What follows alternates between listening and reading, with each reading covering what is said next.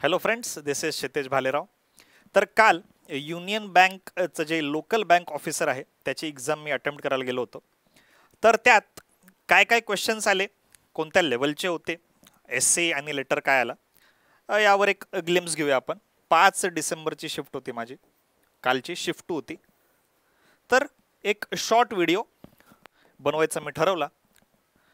First question obviously होता reading comprehension. Reading comprehension हा आला होता 10 मार्क्सला, ऑब्विसली 10 क्वेश्चन्स. तर रीडिंग कॉम्प्रिहेन्शन जो आहे तो या टॉपिकवर होता की रीडिंग जी आहे ती ऑफलाईन केली पाहिजे, पुस्तकं रीड करायला हवे का तुम्ही स्क्रीनवर म्हणजे लॅपटॉपवर किंवा मोबाईलवर रीड करायला पाहिजे.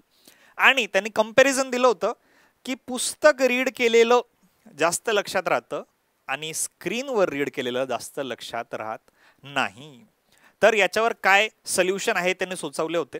मोबाईल लांब ठेवला पाहिजे, ऑफलाईन रीडिंग करायला पाहिजे, असे ते मेजर्स होते जे त्यांनी सांगितले होते, जे घेतले पाहिजे टीचर्सनी आणि स्टुडंट्सनी. त्यात सिनोनिम आणि अँटोनिम आलं होतं. सिनोनिम होतं ग्रेड्स. आता ग्रेड्स वाचल्यावर आपल्याला वाटतं मार्क्स बद्दल बोललं जातंय, ग्रेड्स नाही का, ग्रेड दिले टीचरने मला, ए ग्रेड बी ग्रेड. परंतु इथं ग्रेड्स म्हणजे कक्षा, क्लासेस होतं का, कारण त्यांनी असं दिलं होतं एलिमेंटरी ग्रेड, 7 ग्रेड, 8 ग्रेड म्हणजे कक्षा, 7वी कक्षा, 8वी कक्षा तसं. तर ग्रेड्सचं मिनिंग कंटेक्च्युअली तिकडे त्या पॅसेजमध्ये क्लासेस बनत होतं. आणि मग स्कर्टचं ऑपोजिट त्या पॅसेजच्या अनुसार फेस बनत होतं. फेस, आमने सामने जाणं, फेस करणं.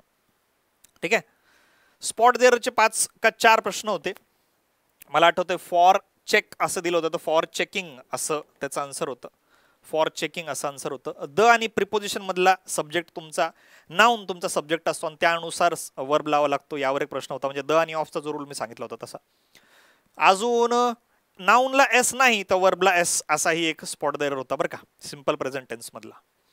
सेंटेन्स रिअरेंजमेंट अगदी सोप्या लेवलचे होते. 2 प्रश्न आले होते सेंटेन्स रिअरेंजमेंटचे.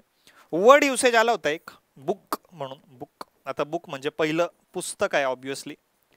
दुसरं होतं he was booked under this charges, त्याच्यावर हे गुन्हे दाखल झाले, बुक केलं त्याला असं. आणि तिसरं होतं हॉटेलचं बुकिंग्स. तर वर्ड युसेजवर आले होते हे, बुक वर हे 3 प्रश्न आले होते. Obviously all A, B and C. बरोबर. अजून फ्रेज रिप्लेसमेंट आणि यात फिक्स्ड प्रिपोजिशन्सचे पण प्रश्न दिसले बरं का मला.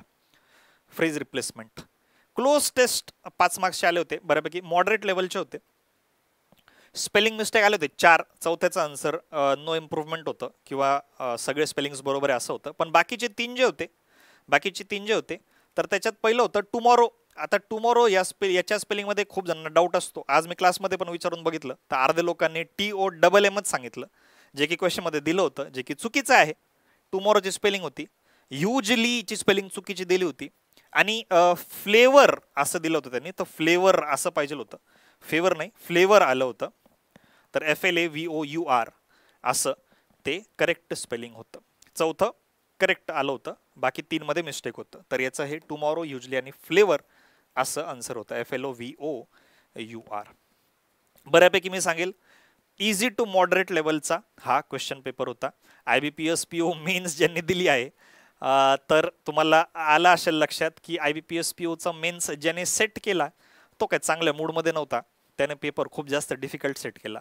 या बिचाऱ्याने खूप सोपा पेपर सेट केला, तर थोडंसं कंपेन्सेट झालेलं आहे. ज्यांनी डिस्क्रिप्टिव्हचा माझा व्हिडिओ बघितला होता, मी सांगितलं होतं मित्रांनो आर्टिफिशियल इंटेलिजन्स करून जा, येऊ शकतो. आणि खरंच जो आहे तो POच्या मेन्सला नाही आला, पण युनियन बँकला, LBOला काल म्हणजे माझ्या शिफ्टला नाही, त्याच्या 1 दिवस आधी आर्टिफिशियल इंटेलिजन्सवर हॉट टॉपिकवर एसे आलेला आहे. मी तुम्हाला काय बोलतो, हॉट टॉपिकवर एसे विचारला जातो, तर AI वर आला होता एसे. दुसरा हॉट टॉपिक म्हणजे OTT, नेटफ्लिक्स, Amazon, जिओ, हे सुद्धा हॉट टॉपिक्सच आहे, ट्रेंडिंग आहेत. तर त्यावर माझ्या शिफ्टला जो आहे एसे आला होता. लेटर रायटिंग होतं. लेटर लिहायचं होतं तुमच्या हॉस्टेलच्या वॉर्डनला की बाबा माझ्या रूम मधला पंखा जो आहे तो 2 दिवसापासून चालत नाहीये, तर काहीतरी मार्ग काढायचा. तर write a letter to the warden of your hostel informing him that your fan has not been working since last 2 days.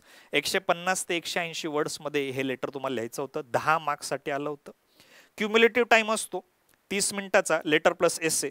तर बऱ्यापैकी 12-13 मिनिटात हे टाईप करून व्हायला पाहिजे होतं, जे की सोपं होतं कारण कंटेंट जास्त होता. फॅन खराब झाला आहे, माझा अभ्यासात लक्ष लागत नाही आहे, उन्हाळा चालू आहे, झोप पण लागत नाही व्यवस्थित, एक्झाम जवळ आहे, आता मी करू काय. तर कंटेंट भरपूर होता, याच्यात तुम्हाला लिहिता खूप आलं असतं, टाईप खूप करता आलं असतं. नेक्स्ट होतं obviously essay. OTT platforms, online streaming platforms, over the top जे असतात, नेटफ्लिक्स, ॲमेझॉन, जिओ सिनेमा जे काही आहे, 15 मार्क्सचं होतं. 250 ते 300 वर्ड्समध्ये टाईप करायचं होतं. यातही तुम्हाला भरपूर काही लिहिता आलं असतं की कोविडपर्यंत सगळे फिल्म्स बघायला थिएटरमध्येच जात होते, परंतु त्याच्यानंतर जेव्हा कोविड आला तेव्हा सगळ्यांना सवय लागली OTT यूज करण्याची. नेटफ्लिक्स, ॲमेझॉनवर पाहिजेल तितक्या मूवीज तुम्हाला अवेलेबल आहेत, सिरीज आहेत अवेलेबल, इंग्लिश, मल्याळम, हिंदी, जे पाहिजेल ते तुम्हाला in the palm of your hands available आहे. तर कंटेंट भरपूर होता बरं का लिहिण्यासारखं. तर overall easy to moderate paper होता. आय होप तुम्हाला सगळ्यांना पेपर जो आहे तो चांगला गेला असेल. शॉर्ट व्हिडिओ होता. पुन्हा भेटूया नेक्स्ट टाइम. थँक्यू.